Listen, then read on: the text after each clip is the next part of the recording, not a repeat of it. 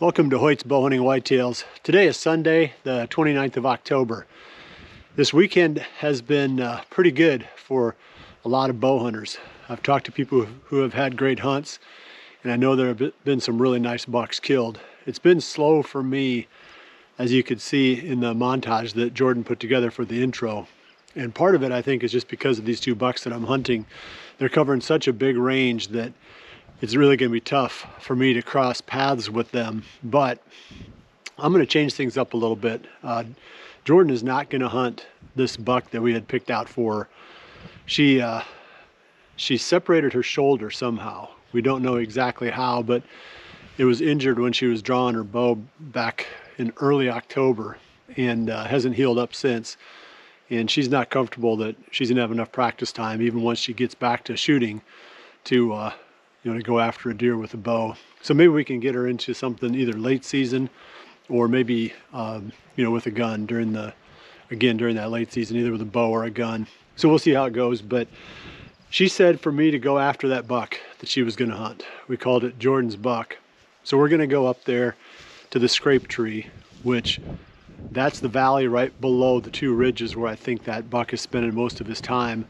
And I've gotten pictures of him, nighttime pictures on the scrape and up the valley just a little ways by, we call it the haunted shack. There's a little building up there that doesn't look too good. I don't know for sure if I'll shoot him. I might still save him for Jordan, just in the hopes that she can get back into it. But if he comes in and makes a scrape underneath the tree that we're sitting in, I mean, it's gonna be pretty hard for me to hold back on that deer. He's a really nice buck. And then the interns have had some good action too. So when we get up there to the tree, I'll interview Alex really quick and he can give us a recap on the hunts that they've had. But finally, the Minnesota public land is starting to pay off, and Carson's had some good action on permission farms here in Iowa. So we'll get up to the tree, we'll hear from our sponsors quick, and then we'll kick our evening hunt into gear. Hoyt's Bowhunting Whitetails is brought to you by Redneck Blinds, Code of Silence Apparel, Hunt Stand Pro Whitetail, Fuse Accessories, Elevate Tree Stands, B3 Releases and Broadheads, and Hoyt.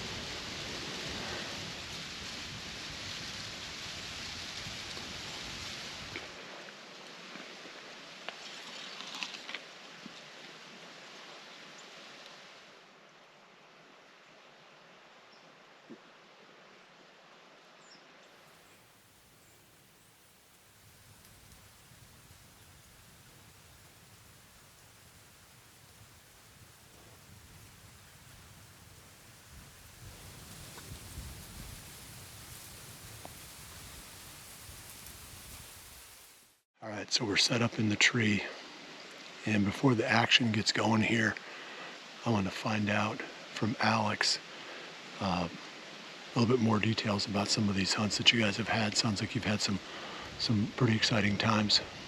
Yeah, so yesterday morning we went in after Carson's target buck, this really nice 9-point that he's had in daylight a bunch.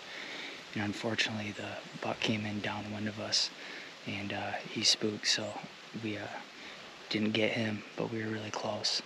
And then last night we went to Minnesota to my permission / the edge of public land, and had our best hunt of the year by far. We saw 4 different shooter bucks, all unfortunately trailing one hot doe that didn't come by the stand. So I mean, really close there too. But how close? 70 yards. She just turned the wrong way, unfortunately. But how many of the bucks would you have shot? I think 3 or 4 different shooters. So that's pretty good. We haven't seen that many deer all year there, so it's fun. It kind of shows the power of the first hot doe. You know, assuming that she was hot or nearly. sometimes you'll catch those early ones, tail end of October like that. That's the best activity we've seen there so far, so we can hunt that on pretty much any west wind, and it's just a really good cruising spot. So I think we're going to try to get in there a couple times in this coming week. And as far as Carson's spot, we're going to let that rest a little bit after bumping that buck out of there. Give it a week, just hope to catch him somewhere else. Yeah, I think in my experience, if they don't see you in the stand, if all they do is smell you, you haven't ruined the spot. It's when they catch you and they actually see you, like where you're at. They don't forget that real quick, but he'll come through there a couple of times and he won't smell anybody and he'll forget about it. So you should be okay there. Maybe not in that tree, but at least that general area should still be good. Okay. We're gonna get ready here. It's still pretty early in the afternoon, but it's a gray day. It's beautiful conditions. I mean, the deer could be moving, I'm sure, at any time. There was a lot of activity this morning, I guess, from the people that were hunting that reported in. So there's no reason why, at any time during the day, something couldn't come through here. Scrapes are right below us. That's how it got the name, the scrape tree. It's a little bit tricky here because one of the directions the deer can come from is straight down the valley behind us, which is straight downwind. So the wind is blowing right down the valley from up above us and then down into the direction where we came from. The hope, of course, is that whatever comes out is going to be above us further to the north, and that way it'll be well upwind of us. We won't have to worry about it. That's how it set up last year when I killed that buck. I killed a buck here on Halloween last year, so it'd be 2 days short of 1 year anniversary of that one. This 10-pointer, I'll call it Jordan's buck. I'm gonna start calling it Bill's buck if she's not gonna hunt it. But this is where that deer's been the most frequent, and I've had quite a few pictures of him on this scrape right below us. Nothing in daylight yet, but I haven't checked that camera in a while.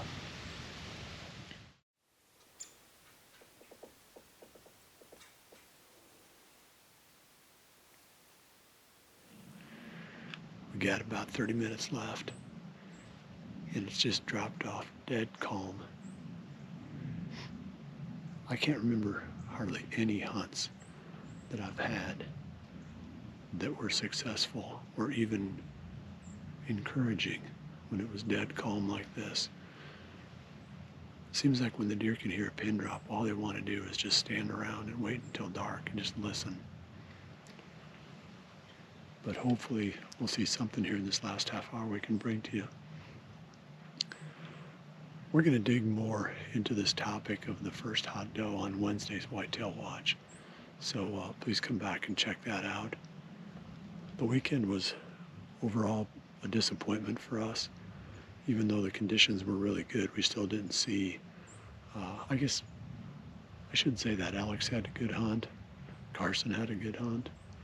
I haven't heard from Ethan yet today. I don't think he's seen what he's been after. I obviously didn't see any of the bucks that I was after. But it can be like that. Even when the conditions are right, it doesn't mean you're going to have, successful hunts just that easily. It's still, you got to be in the right place too. So you got to put your time in. Every day is going to keep getting better now, and we're going to stay with it. Our story is going to continue to build as we, have more and more chapters to add to it. I'm going to potentially start hunting this buck that we call Jordan's buck. Haven't decided yet. I feel kind of guilty about going after a deer that was supposedly going to be her target. But hey, I'm not above shooting that deer. That's it for this week. We'll see you right back here again next week for the next episode of Hoyt's Bowhunting Whitetails. And remember to always dream big.